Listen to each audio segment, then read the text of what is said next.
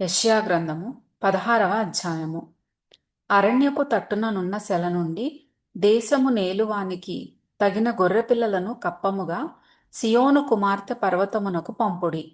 గూటి నుండి చెదరి ఇటు అటు ఎగురు పక్షుల వలె అర్నోను రేవుల యొద్ద మోయాబు కుమార్తెలు కనబడుదురు. ఆలోచన చెప్పుము, విమర్శ చేయుము.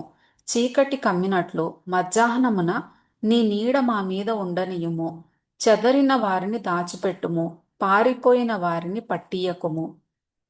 నేను వెలివేసిన వారిని నీతో నివసింపనిమ్ము. దోచుకొనువారు వారి మీదికి రాకుండునట్లు మోయాబీయులకు ఆశ్రయముగా ఉండుము. బలాత్కారులు ఓడిపోయిరి, సంహారము మానిపోయెను. అణగద్రొక్కువారు దేశములో లేకుండా నశించిరి. కృప వలన సింహాసనము స్థాపింపబడును. సత్య సంపన్నుడై దాని మీద కూర్చుండి తీర్పు తీర్చునొకడు కలడు. దావీదు గుడారములో అతడాసీనుడై న్యాయము విచారించుచు న్యాయము జరిగించుటకై తీవరించును. మోయాబీయులు బహు గర్వము గలవారని మేము వినియున్నాము. వారి గర్వమును గూర్చియు వారి అహంకార గర్వ క్రోధములను గూర్చియు వినియున్నాము. వారు వదరుట వ్యర్థము.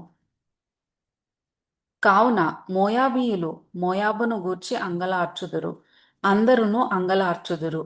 మోయాబీయులారా, కేవలము పాడైయున్న కీర్హెరెసెతు ద్రాక్ష పండ్ల అడలు దొరకక మీరు మూలుగుదురు. ఏలయనగా హెష్బోను పొలములు, సిబ్మా ద్రాక్షావల్లులు వాడిపోయెను. దాని శ్రేష్టమైన ద్రాక్షావల్లులను జనముల అధికారులు అణగద్రొక్కిరి. అవి యాజరు వరకు వ్యాపించెను, అరణ్యములోనికి ప్రాకెను.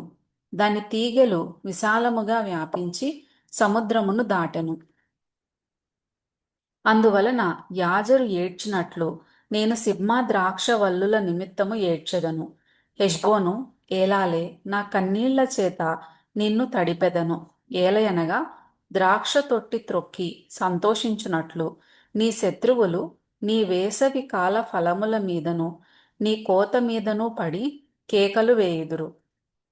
ఆనంద సంతోషములు ఫలభరితమైన పొలము నుండి మానిపోయెను. ద్రాక్షల తోటలో సంగీతము వినబడదు, ఉత్సాహధ్వని వినబడదు.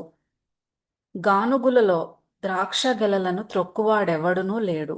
ద్రాక్షల తొట్టి త్రొక్కువాని సంతోషపు కేకలు నేను మాన్పించి ఉన్నాను. మోయాబు నిమిత్తము నా గుండె కొట్టుకొనుచున్నది. కీర్హెరెసు నిమిత్తము నా ఆంత్రములు సితారావలే వాగుచున్నవి. మోయాబీయులు ఉన్నత స్థలమునకు వచ్చి ఆయాసపడి ప్రార్థన చేయుటకు తమ గుడిలో ప్రవేశించునప్పుడు వారికేమియూ దొరకకపోవును. పూర్వకాలమున యెహోవా మోయాబును గూర్చి సెలవిచ్చిన వాక్యము ఇదే. అయితే యెహోవా ఇప్పుడు ఇలాగున ఆజ్ఞ ఇచ్చుచున్నాడు.